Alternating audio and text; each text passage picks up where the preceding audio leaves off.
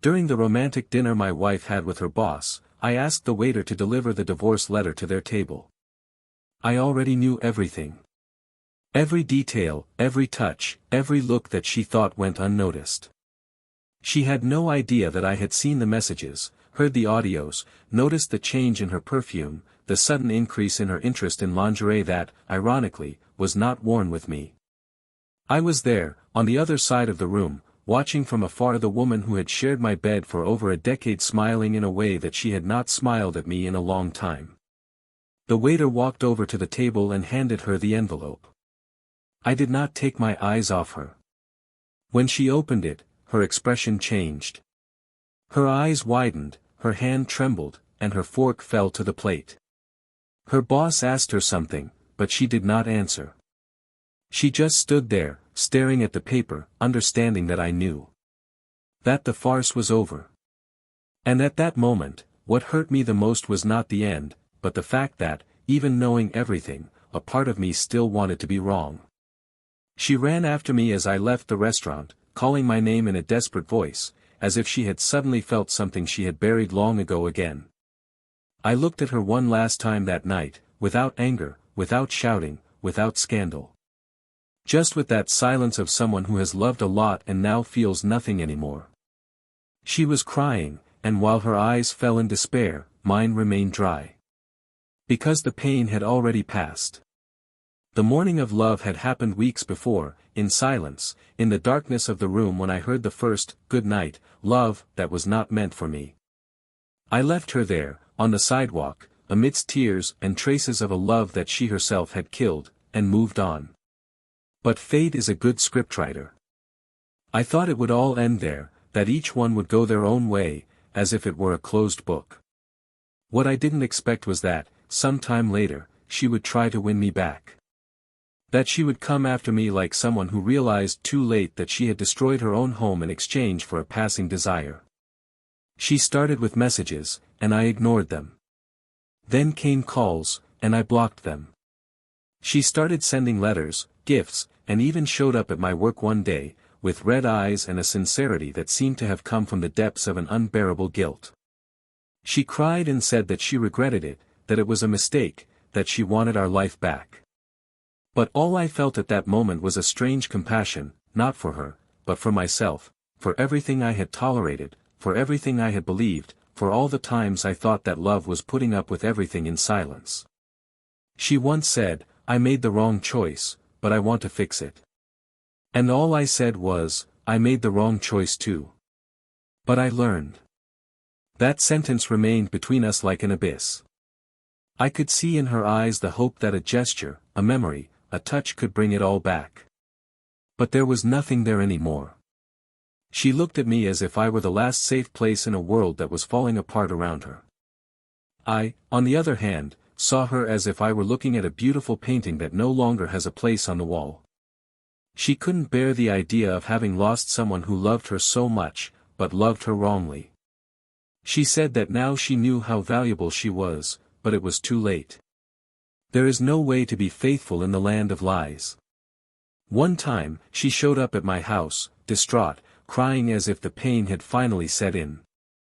I let her in, sat on the couch, and she knelt in front of me and said, "Just give me one chance to show you that I've changed." I stared at her in silence and, with a cutting calm, replied, "I forgive you. But I don't love you anymore." Her eyes widened as if that sentence was more painful than any betrayal. She wanted to scream, she wanted me to slam the door in her face, to explode, to tell her that I still felt something. But what hurt the most was my calm tone, my acquired coldness, my peace. Because when love dies, it doesn't leave anger. It leaves a void that not even forgiveness can fill. She told me that she regretted it that same night. That after that dinner, she couldn't touch her lover anymore. That she felt disgusted with herself, that she cried in the shower, that she slept staring at the door, waiting for me to come back. But when would I come back? For what? To relive the pain of knowing that I had been replaced, that I had been compared, that I had been forgotten in the name of some stupid adrenaline rush? What she lost wasn't just her husband. She lost her daughter's respect, the sparkle in her own eyes, the freedom to walk in peace.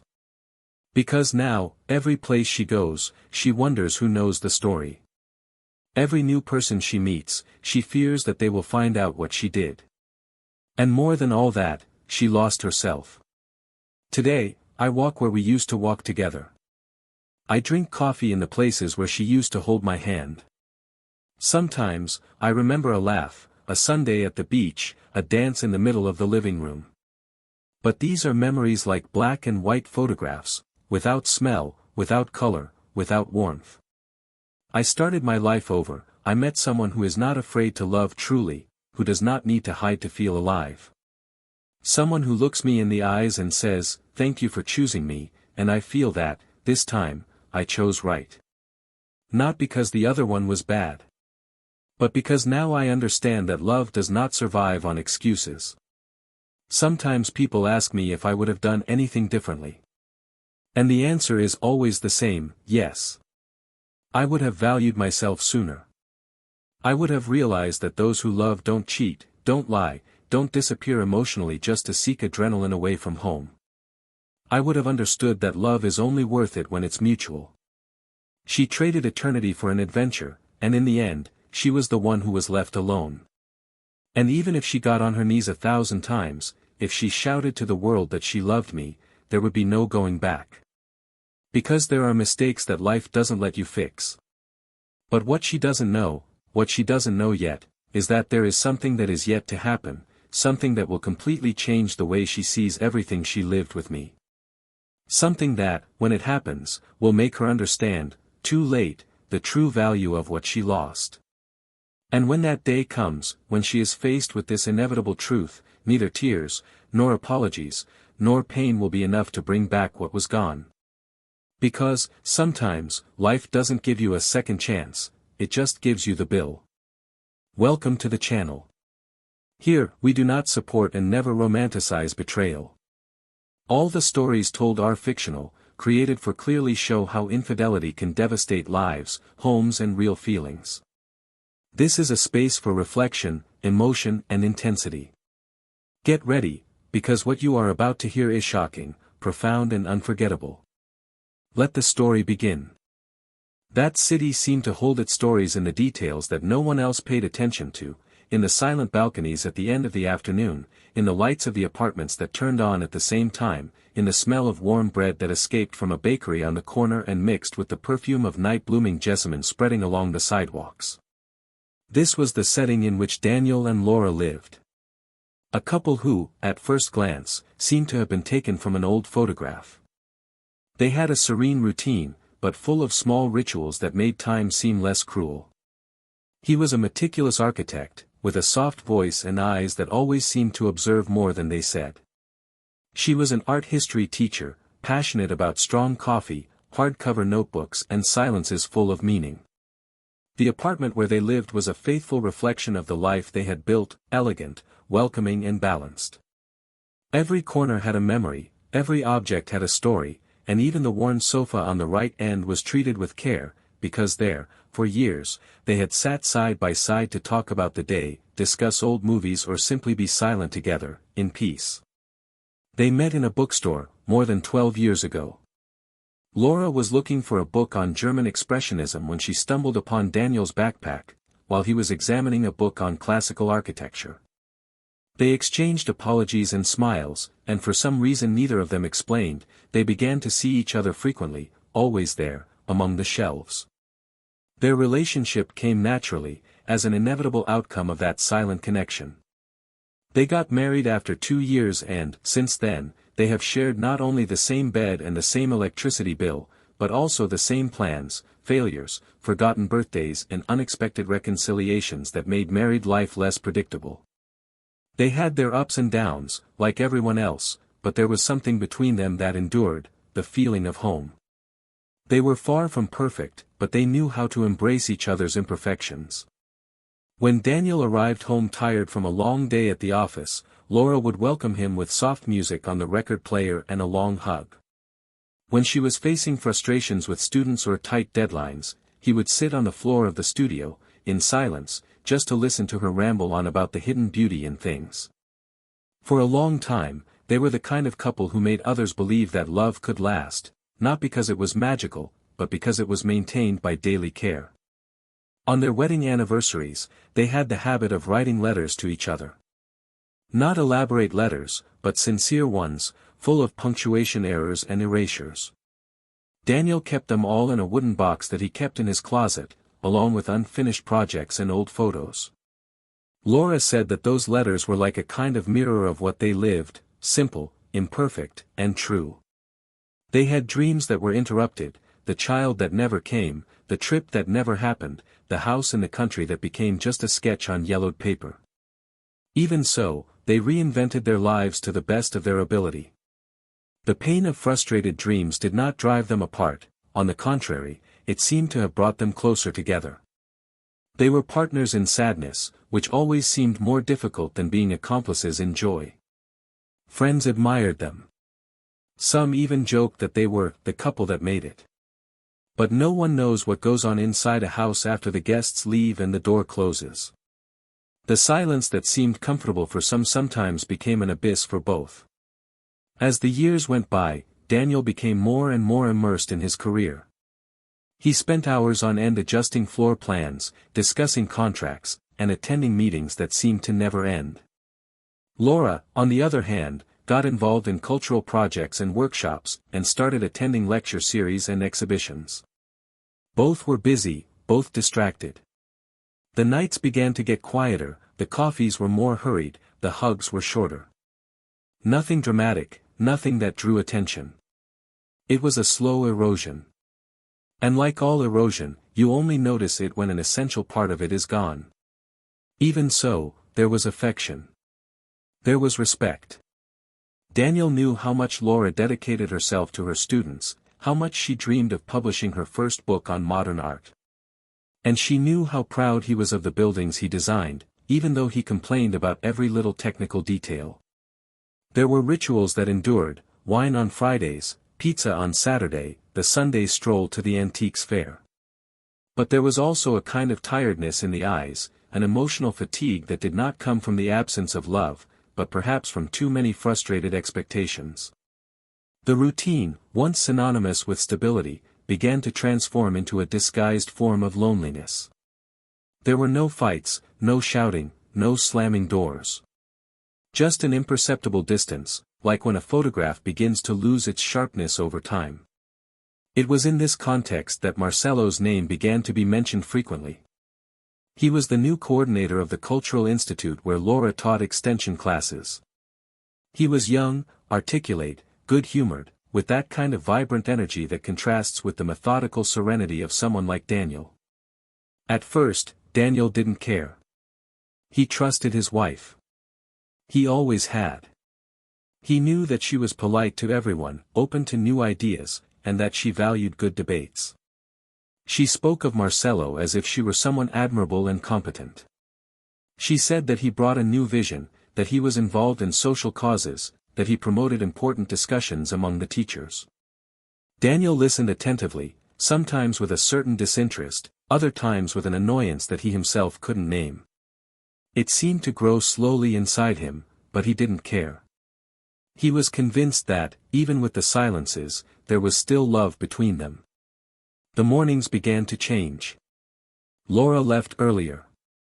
She said she needed to organize materials for classes, prepare presentations, review reports. At night, she came back later, and when Daniel asked if everything was okay, she smiled and said yes, she was just tired. She started wearing makeup more often, changed her haircut, bought a new dress for a college event. Daniel noticed the changes, but didn't comment. He hated the idea of seeming controlling. He respected her freedom. He always had. She deserved to take care of herself, feel beautiful, renew her desires. But there was something different. And even though he didn't know exactly what it was, his intuition began to scream between the lines of his daily life. He tried to push the feeling away, convincing himself that it was just tiredness, silly paranoia, the result of the natural distance that comes with the years. They still made plans together. Or tried to. They talked about renovating the guest room, adopting a dog, visiting her sister in the countryside. Sometimes they seemed like two actors acting out their own lives, trying to keep a script that had already lost part of its plot together. But there were moments when everything would shine again. A spontaneous dinner, an untimely laugh, a shared memory.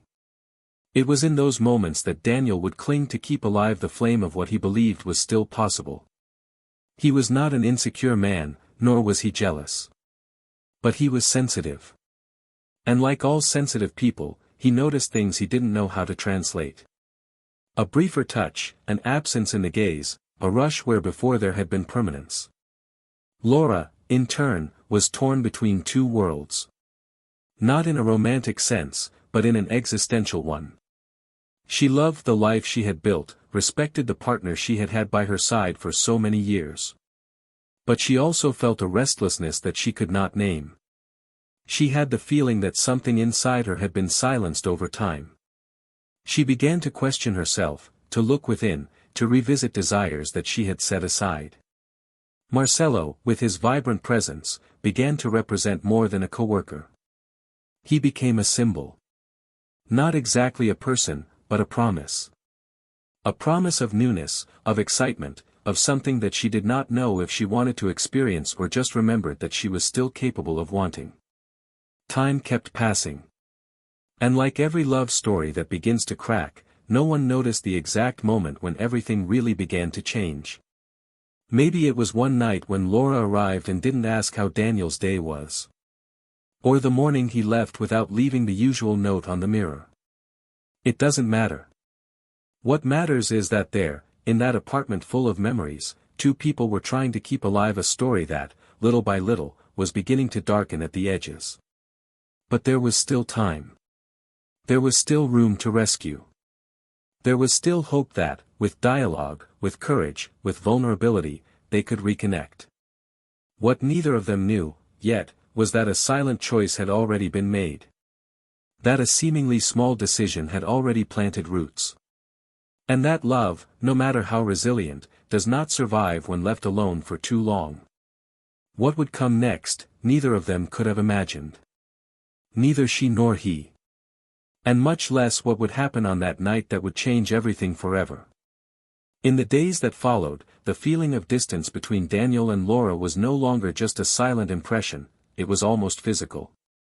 The touch that had once been natural now seemed rehearsed, the conversations had a weight disguised as lightness, as if each one was carefully choosing what to say to avoid a confrontation that, deep down, they knew was inevitable.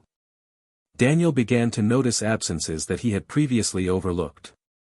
Laura began to go out more on Saturdays. He said it was because of cultural events, student presentations, meetings outside the academic schedule. Sometimes she would come back later than usual, no longer hungry, too tired for long conversations, too distant for attentive eyes. He, who had never been one for control, began to observe more. Not with suspicion, but with the restlessness of someone who feels something slipping through their fingers. One night, when he got home, he found the living room dark, the music turned off, no sign of her. He sent a message and heard her cell phone vibrate in the bedroom. He called. Nothing. Laura arrived almost 2 hours later, her hair a mess, laughing at something that was clearly over but still on her mind. He didn't ask. She didn't explain. The silence was complicit between the two. There were glances that Laura exchanged with Marcelo that did not go unnoticed, even if disguised under the curtain of formality. A pat on the shoulder, a laugh that went on too long, a complimentary comment that made the air thick. It was subtle. Subtle enough to be denied if confronted. But inside her, something had already been crossed. It was not just professional admiration, it was hunger for novelty, thirst for intensity, to feel desired in a way that she had not felt for a long time. Marcelo was not just an escape, he was the mirror of what Laura believed she had lost inside herself, the vibrant, seductive, lively woman. It was not about him. It was about her. Daniel, on this side, still believed that what he felt was temporary. That Laura was just overwhelmed, in need of space, freedom. And, in a genuine gesture, he began to give her even more space, when what she needed was to be won back. A fatal mistake of good hearts, they believe that love is allowing the other to be free at any cost, even if it costs their own presence. On a random Tuesday, Laura left earlier than usual. She was tense, distracted. She left her coffee half finished and forgot her coat on the couch. Daniel watched but said nothing. At the end of the afternoon, he decided to prepare a special dinner. He thought about inviting her for a different night, perhaps in an attempt to get closer. He went to the market, chose the wine she liked, prepared fresh pasta with the sauce he had learned from her mother in their first year of marriage. He put on some soft music and lit the candles on the table. The clock read 8:10 p.m. when he sent a message asking if she was on her way. No answer. At 8:47 p.m., he called. Voicemail. At 9:30 p.m., he blew out the candles and left the plate in the fridge. The night lost its flavor and the wine had to wait. The next day, Laura said she was at an event that went on longer than expected, that her cell phone had run out of battery, and that he was sorry. Daniel didn't answer. He just smiled slightly, that formal smile of someone who doesn't want to argue. But deep down, something had broken. That morning was the beginning of the change. He began to reorganize his schedule, to dedicate more time to his office, to go out every now and then to have coffee with old college friends. He was silent, but a silence that observed everything. He began to sleep later, to think more about himself than about pleasing others, and he stopped trying to guess Laura's feelings. She, in turn, was bothered by this new attitude. She wanted his attention back, she wanted eyes fixed on her, she wanted the certainty of being noticed, even without giving anything in return. When Daniel stopped asking, she began to feel uncomfortable. When he started to dress better and go out in different places, Laura felt a diffuse discomfort. She realized that the silent control she had was dissolving. She was losing something. And she didn't know exactly what. One night, as she passed by Daniel's desk, Laura saw an open envelope with a letter inside. She didn't have the courage to read it, but she saw her name at the top. She stayed silent for hours on the porch, staring into space, thinking about what was inside that letter. Deep down, she was afraid that it was a goodbye. Not a goodbye said in anger, but with the serenity of someone who had decided to move on. That idea terrified her more than the possibility of a fight. Because fights are still phone calls. Long silences are not. At another time, she would have torn up that letter, asked questions right away, demanded answers. But now, she was afraid. And fear is the first sign that something important has been lost. Laura began to act more kindly. She started making coffee in the morning, complimenting little details of Daniel's day. She asked how the projects were going, laughed at old jokes. But there was something mechanical there, an almost desperate attempt to rekindle a flame that she herself had extinguished. Daniel noticed, but he was not fooled. He sweetened the silence with kindness, but he did not forget the absence of the last few months. The pain of neglect is not forgotten with belated gestures. It is only camouflaged. He continued to observe, without pressing. He knew that the truth would come. And it would come in a way that could not be contained.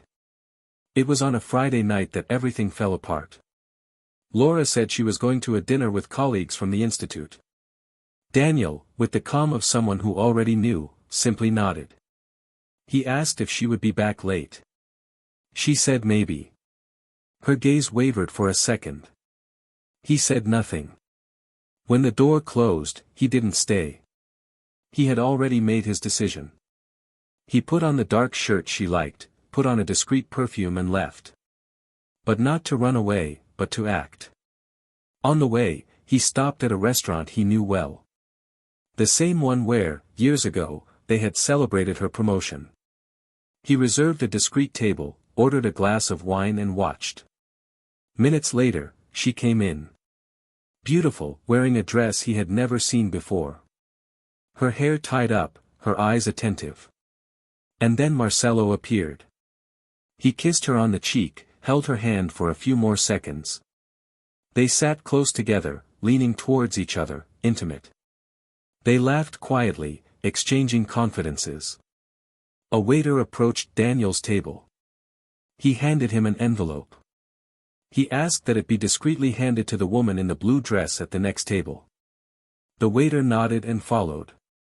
When Laura opened the envelope, her body stiffened. Her eyes scanned the words with the urgency of someone who already knew what they were going to find.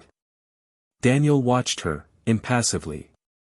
She looked up, and when she met his eyes, she felt a shiver. It was the gaze of a man who no longer hurt. It was the gaze of someone who had loved deeply, but now only wanted distance. She stood up, as if she were going to run to him. But he was no longer there. The restaurant continued, the laughter continued, but inside her something had collapsed. What would come after that night, she could never have predicted. But a secret still lingered. Something that had yet to be revealed. Something that, when it came to light, would change everything she thought she knew about love, loss, and regret.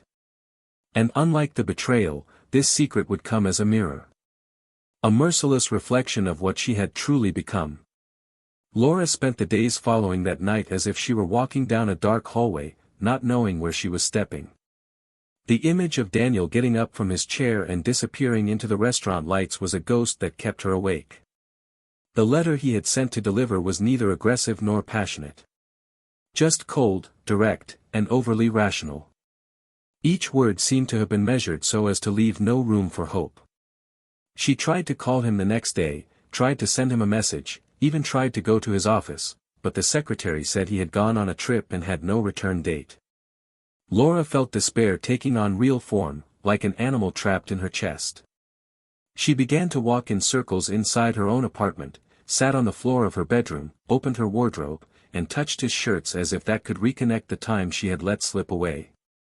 She tried to convince herself that there was still time, that it was possible to go back.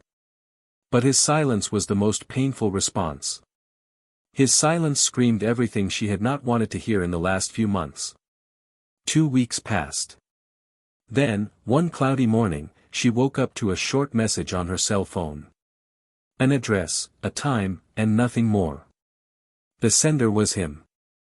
Her heart was racing, her hands were shaking, her eyes fixed on the screen as if the whole world were about to change from that simple gesture.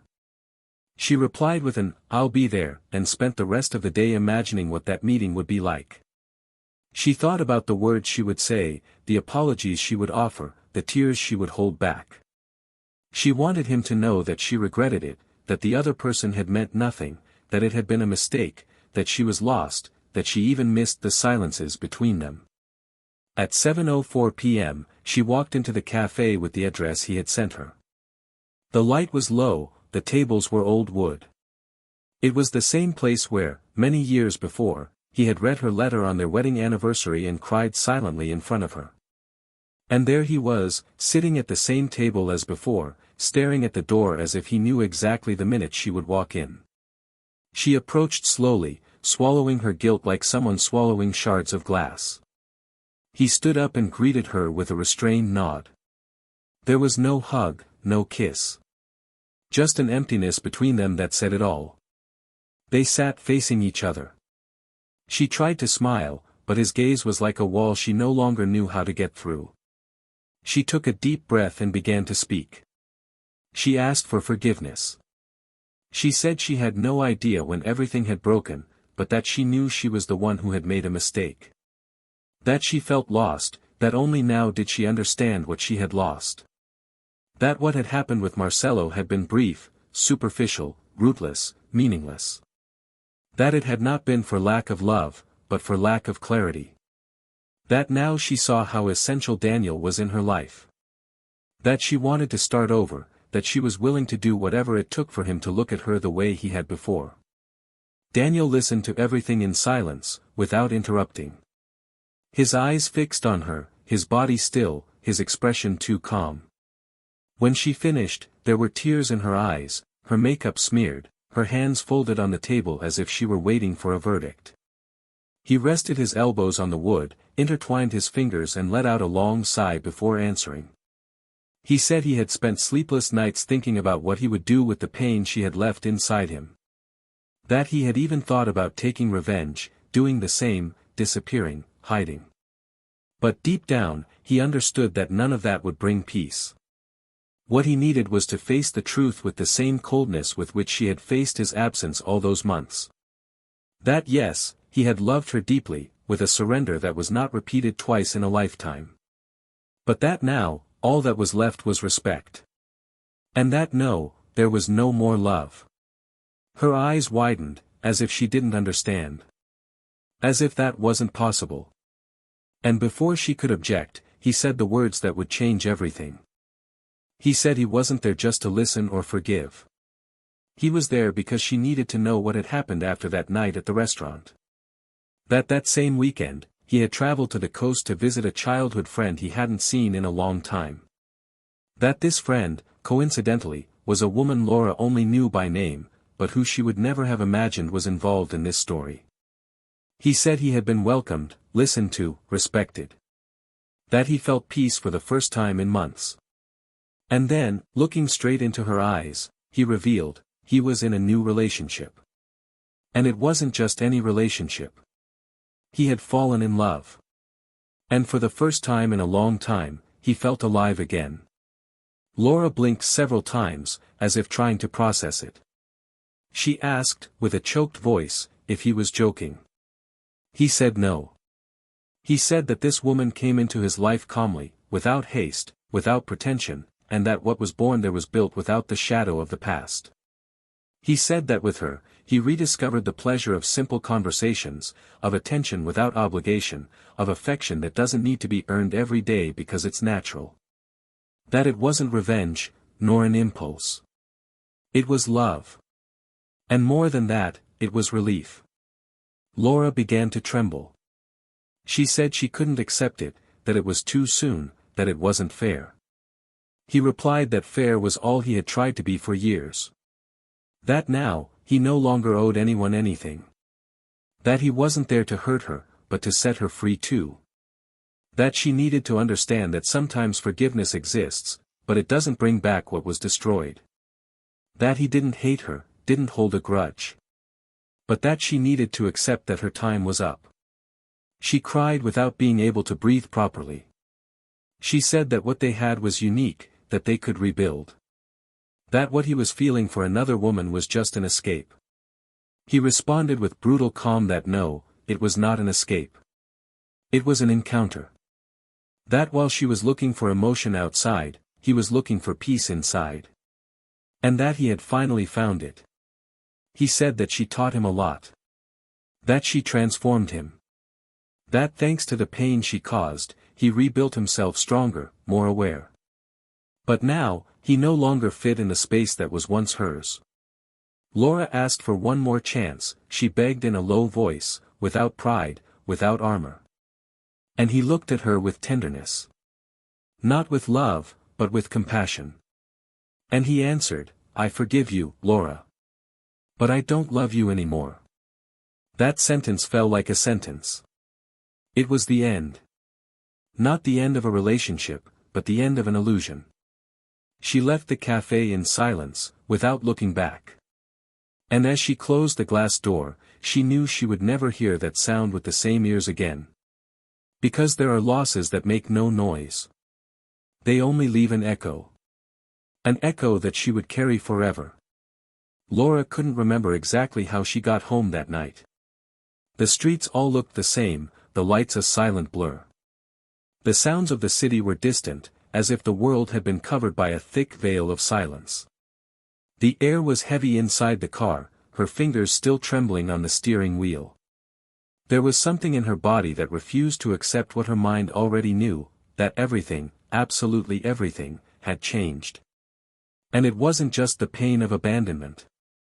It was the brutal understanding that the cycle she had always believed she could restart had, this time, ended completely. When she entered the apartment, she felt an almost physical emptiness. The furniture was in the same place, the walls held the same paintings, but the environment seemed different. Or maybe it was she who, for the first time, saw that space with the awareness of someone who had lost not only the man, but the life they had together. She spent hours sitting on the living room floor, unable to cry. Her face was dry, her hands restless, her mind stuck in a phrase that repeated itself cruelly: "I forgive you, but I don't love you anymore." That sounded like a definitive sentence. A full stop that left no room for commas, explanations, or attempts. And she, who believed so much in new beginnings, in reconstructions, now found herself facing the coldest end she had ever imagined. In the following days, she wandered through the rooms of the apartment like a visitor. She tried to occupy herself with useless tasks, reorganized closets, mopped the clean floor, as if the external order could silence the internal chaos. He slept badly, with broken dreams that mixed memories and regrets. At times, I would even pick up my cell phone, write him messages, but delete them before sending them. He knew that any word he said now would be too late. Daniel, on the other hand, continued with serenity. He did have moments of remembrance. A scent on his pillow, a song playing in a cafe, a phrase said by a stranger that reminded him of her. But there was no more pain, only memories. The new relationship he was building was not about forgetting, but about redefining. He had learned that it was not about erasing the past, but rather choosing what you do not want to repeat. And in that new relationship, there was lightness. Not because it was perfect, but because it was built on truth, not obligation. He spoke about himself without fear, listened without judgment, and felt that, finally, he was being loved completely, not by someone else's idea of him. It was another way of being, more conscious, more present, more whole. Laura, however, couldn't let go. She started visiting places where they knew he might be, even if by chance. She began discreetly following the profiles of people close to him, trying to capture signs of how he lived now. A photo here, a comment there, a check-in at a restaurant she knew well. That was fueling a silent desperation in her.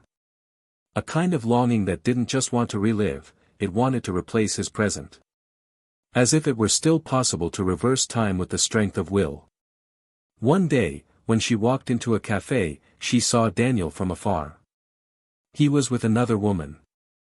They were laughing about something light, their fingers were touching across the table, their eyes were exchanging complicity. And Laura felt the ground disappear. It wasn't just seeing him with someone. It was the naturalness with which he was giving himself over to it. It was the fact that there was no effort, there was no disguise, there was no pain. He was happy. And that killed her inside in a way that no betrayal could cause. She went home, locked herself in the bathroom and finally cried like she had never done before. A torn, formless, illogical cry that came from deep inside. She felt angry at herself, at time, at her choices, at her excuses. She remembered the nights she had lied saying she was tired, the mornings she had avoided his touch, the silences she had imposed out of pride. She remembered the times she had prioritized everything except Daniel's gaze. And now, all that was left was a reflection. A distorted reflection of what had once been a confident, fulfilled, loved woman. She began to avoid commonplaces, like someone running away from a mirror they could no longer bear to look at. And even surrounded by colleagues, events, commitments, she carried an emptiness that no occupation could fill. Because his absence was not just physical. It was the absence of an emotional place that she would never have again. A month after that coffee, she received an unexpected message. It was from Daniel. Just one sentence: "We need to talk." Her heart raced. She spent the whole day trying to understand what he meant. Did he regret it? Were the memories coming back? Was there still a glimmer of hope? She arranged to meet at the park where they used to walk on Sundays. She arrived early, fixed her hair, put on the perfume he liked, and put on that blue blouse he complimented. When he arrived, time seemed to freeze for a moment. He greeted her with a polite but quick hug. They sat on a wooden bench, under an old tree. And then he told her. He said he had decided to ask his new partner to marry him. That he wanted to tell her in person, with respect. That despite everything, she had been part of a fundamental phase of his life. He didn't want her to find out from third parties. That he wasn't doing it to provoke her, but out of consideration. Laura listened to him with her face still. Each word was a blow. I tried to maintain my posture, but inside, I was imploding. She smiled. A smile of someone who is holding a world that is falling apart inside. She said she was happy for him, that he deserved to be loved. And then, as he talked about his plans, the places he wanted to visit with his new wife, the simple things they had built together, she was sure she would never hear that tone of voice dedicated to her again. It wasn't just the end. It was his new beginning. Without her. She returned home in silence, sat in front of the mirror and stared at her own image for long minutes. She no longer recognized herself. She was not the woman who had dared to venture outside the relationship, nor the one who felt invincible. She was someone else. A broken woman, with eyes marked by sleepless nights and a face that carried more regret than age. It was at that moment that Laura understood the true weight of the loss. It wasn't about Daniel. It was about everything she had allowed to dissolve. The lack of care, the disregard for details, the constant avoidance of intimacy. It was at that moment that she understood, with full force, that you don't lose someone all at once. You lose them little by little. In a coffee not shared. In an ignored message. In a rejected touch. In a reversed priority. And that love, no matter how strong it is, gets tired of waiting alone. Daniel, in turn, felt no pleasure in seeing Laura in that condition. There was no revenge. There was only peace. And peace is not the absence of conflict. It is knowing that one did what was possible. It is knowing that the love one gave was whole, even if the other person did not know what to do with it. He went on with his life with serenity. He began to plan the future with his new wife, talked about children, about trips, about ordinary days filled with small gestures. He knew there were scars, but now they no longer hurt. They were just marks of a time lived with intensity, of a story that, although it hurt, also taught. And the greatest lesson was clear: you should never give up on someone who built a home by your side, just to feed a passing fantasy. Laura stayed there, in the same apartment, surrounded by the same things, but now with a different silence. A silence that was no longer comfortable, but devastating. A silence that forced her to remember, every day, the exact moment when she lost everything for an instant. For a moment of ego, of impulse, of carelessness. And that memory, more than any punishment, was her true penance. Because there is no greater punishment than knowing that it could have been eternal, and you threw it all away for something that ended before it even began. Laura began to live in a state of suspension, as if reality had become a cracked mirror that reflected only fragments of who she once believed herself to be. There were days when she would get out of bed out of sheer obligation to keep up appearances, and others when she would spend hours staring at the morning light streaming through the curtains, motionless, trying to understand at what exact moment she had lost what was essential. Time no longer passed at the same pace. Everything had slowed down inside her, except the guilt, which ran like a silent poison through her veins. It was no longer about losing someone. It was about having lost herself. His absence did not hurt like an exposed cut, but like a wound closed on the outside and rotting on the inside. She began to see the days as repeated cycles of silence and remembrance, without any new invitation to hope. Her old friends noticed her absence at get-togethers, her colleagues respected her distance, and she, out of fear or shame, avoided any place that could be a mirror of the life she no longer had. Daniel did not seek her out again, neither with words nor gestures. His absence was now mature, secure, based on a definitive decision and no longer driven by pain. It was the absence of someone who had finally understood that moving forward is not about erasing the past, but recognizing the value of the future. He did not carry resentment, but he did not carry longing either. His focus had changed. The woman who now walked by his side was not just a replacement. She was a new possibility built with calm, truth and reciprocity. They planned trips, cultivated a light routine, and even in the difficulties of everyday life, there was complicity.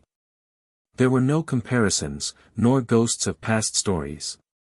The love that grew there was silent but firm, like underground roots that support trees that resist the wind. Meanwhile, Laura was immersed in deep reflection. She began to write compulsively, as if she needed to translate into words what she could not organize in her mind. She filled dozens of pages with loose thoughts, memories and outbursts. One of those early mornings, sitting on the living room floor, she wrote a sentence that made her cry alone for more than an hour. We never realize when we are throwing away the most important thing we have ever had until we see someone else treating it like a treasure. There, in that line, was the exact weight of her story. It was not just about Daniel. It was about her inability to care, her rush to feel something new, her failure to realize that love also requires patience, persistence, presence. She had lost her way in the shortcuts, and now she was walking in an emotional desert from which she did not know how to escape. She tried to get closer to Daniel's new wife. She sent a polite message, trying to suggest a meeting. She was ignored. She didn't insist. She felt petty for trying to get closer if it had no other purpose than to feed her own pain. She needed to accept, for the first time, that she no longer had any role in that story.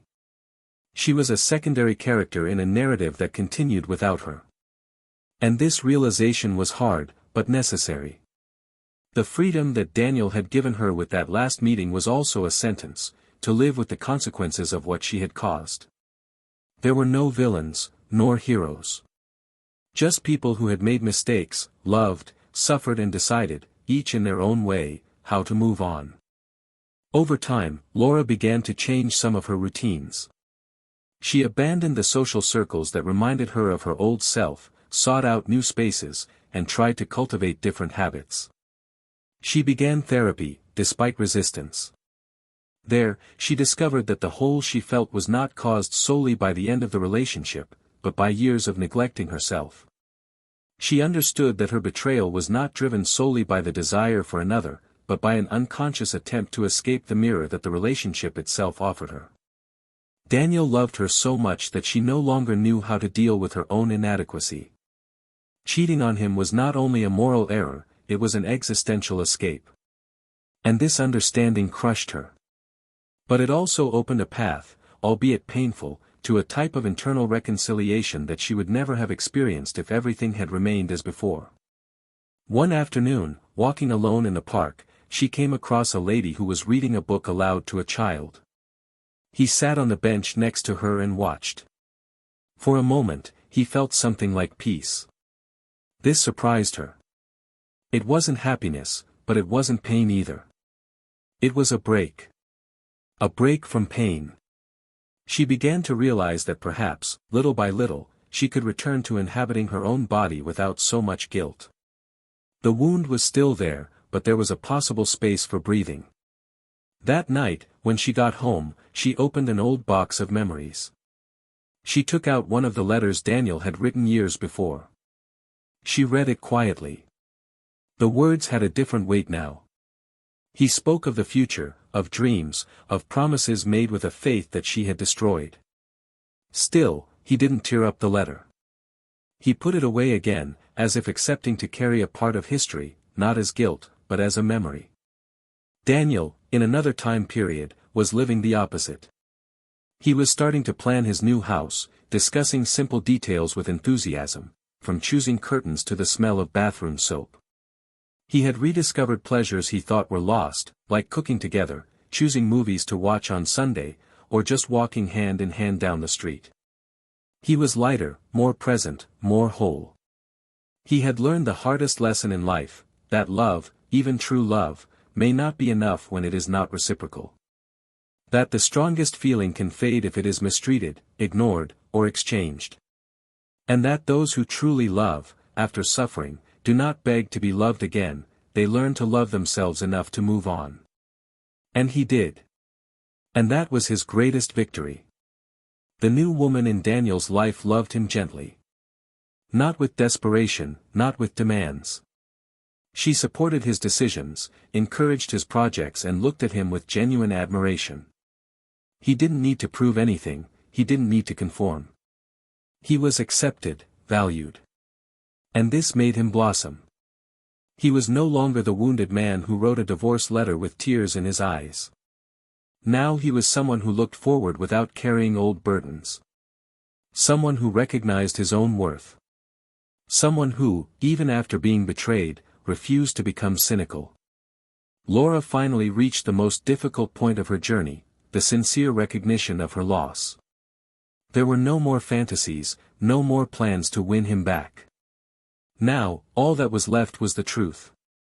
The truth that no matter how much she regretted it, certain doors, once closed, never opened again. And the biggest dilemma she faced was not Daniel's absence. It was the challenge of becoming a woman he would be proud to have loved, even though he knew he would never love her again. Time, that merciless judge, began to put everything in its place. And even without grand gestures, without fanciful redemptions, both knew, in distinct silences, that the story they lived would change forever the way they would look at love. Because there are mistakes that teach us more deeply than any success. And there are consequences that cannot be undone with forgiveness. They are learned from. They are accepted. They are carried. Until the end. ChatGPT said. The weeks were stitched together like pieces of old cloth, with loose threads and hasty stitching. Laura no longer recognized herself in the mirrors, not because she was getting older or because of the sadness written on her face, but because she knew that the woman in front of the glass was the result of choices she could no longer undo. After much resistance, she decided to accept an invitation to speak at a conference in another city. She needed to breathe different air, hear different voices, see different landscapes that would not remind her of Daniel at every corner. The hotel was cold, the view overlooked a gray and noisy avenue, but there was space for the necessary silence. That night, she sat in front of the window with a glass of cheap wine and thought about what could have been. Not about Daniel, but about her. About everything she had failed to be while seeking approval where she was already loved. It was at that moment that she understood the type of loneliness that destroys the most, the one that arises when you betray yourself to fit into something that did not need to be broken. The next morning, after the talk, one of the organizers invited her to lunch. He was a simple man, with a slow voice and attentive eyes. They talked about books, about childhood, about the fear of starting over. He knew nothing about her story, and that made her relax.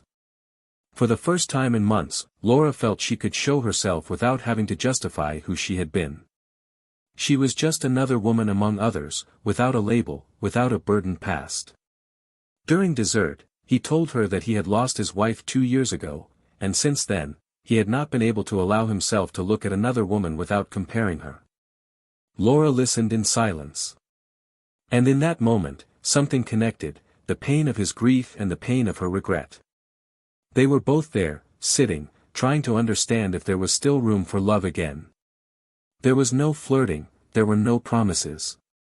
There was only humanity. And that humanity was more welcoming than any pretty words.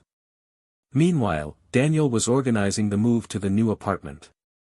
She had bought a beige sofa, carefully chosen the color of the walls, and even left a special space for the books she had collected for years. In the last box to be unpacked, he found an old album. He leafed through it calmly, without rushing. The photos showed sincere smiles, trips, family lunches, surprise parties. There was life there. But he didn't feel nostalgic. He felt respect. Respect for the man he once was, for the choices he made, for the feelings he carried to the limit. He put the album back in the box and stored it on top of the closet. Not as a burden, but as a testimony. It was part of his history, but it no longer defined who he was now. A few days later, Daniel was invited to a celebratory dinner at his new partner's workplace. When he arrived at the restaurant, he recognized a familiar face from afar. It was one of Laura's former colleagues, accompanied by his wife. They greeted each other politely and exchanged a few superficial words. Daniel no longer bothered by these coincidences. He knew that the past would always come up against him from time to time, but now, it didn't hurt him. At the end of the night, as they were leaving, his colleague approached him and said that he had recently met Laura again, and that she seemed different. Less haughty, more introspective. Daniel just smiled. He didn't answer. He walked out the door with the ease of someone who no longer carries the responsibility for someone else's pain. A few days later, after her routine had been reorganized, Laura decided to write a letter. Not to send it, but to say everything she was still holding back and that she might never have the chance to say. She wrote it calmly, word by word, as if she were embroidering scars on paper. She told how she felt at that time, how she had lost herself, how Daniel's absence had become a constant presence, how she now saw what she had refused to see before. She wrote about her anger at herself, about her fear of no longer being loved by anyone, about the loneliness she had created for herself. At the end, she wrote one last sentence: "I hope that, wherever you are now, you know that I loved you badly, but I loved you." She folded the paper and put it in an envelope. She put it in a drawer. Maybe one day she would burn it. Maybe she would keep it forever. But at that moment, she had said it all. To herself. And that was enough. A few weeks later, in a quiet cafe in the late afternoon, Daniel was with his partner when she mentioned that she had been invited to speak at a seminar in another city. When she mentioned the location, he smiled slightly. It was the same one as the conference Laura had attended weeks before. And for a moment, he wondered if she was still there. Not out of curiosity, but because he realized how the world sometimes creates silent twists and turns that, if misinterpreted, seem like coincidences. His partner noticed his distant look and asked if everything was okay. He said yes. And it was. It was just a passing memory. A thought that appeared and disappeared in the same second, like illuminated dust in the air. The following week, Laura was walking down the aisle of the supermarket when she saw a couple arguing in the wine section. The woman was speaking impatiently, the man was trying to justify something in a low voice. And that made her remember so many nights when Daniel would listen to her in silence, trying not to start a conflict, even when she had already started a fire inside him. She walked right by, but took a memory with her. And this memory, unlike what it usually did not come with guilt, but with gratitude. Because, no matter how much she had made a mistake, she had experienced something rare. And not everyone has that privilege. Leaving the supermarket, she came across a theater poster. She decided to buy a ticket. She went alone. She laughed, she cried, she applauded. And for the first time, she went home feeling that she was, albeit slowly, starting over. On a random Sunday, Daniel and his partner decided to have a picnic in the park. They brought fruit, bread, and wine. They lay down under a tree and watched the sky move. She turned to him and said that she had never felt so safe with someone. Daniel smiled. He looked at her tenderly and replied that perhaps this was what security was, knowing that the other person chooses to stay, even knowing all of our flaws. She held his hand. And in that touch there was something that Laura could never understand: constancy. Laura, alone at home, decided to move the furniture around.